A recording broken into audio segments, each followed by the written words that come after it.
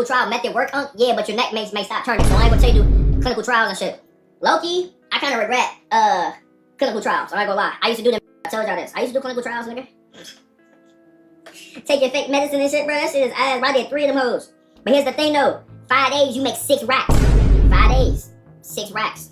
A week or 2 weeks, you might make like $15,000, $12,000 untaxed. Obviously, you got to pay taxes later, but straight to your shit.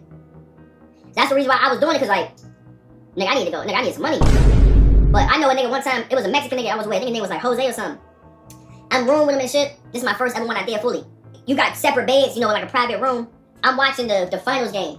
The Warriors versus Celtics, 2022. This one Curry is going crazy. And I remember I'm talking to him. One of the nurses came up to me. They was like, oh, we know Jose. He's been with Parexel for 20 plus years. Dang, I'm looking at him like, what the? I'm like, nigga, you been doing clinical trials for 20 years? The nigga started talking to me. He's like, yeah, I was telling him, I'm like, yeah, I did clinical trials, but I left before the medicine and shit. I'm like, there was one where they wanted to take cerebral spinal fluid.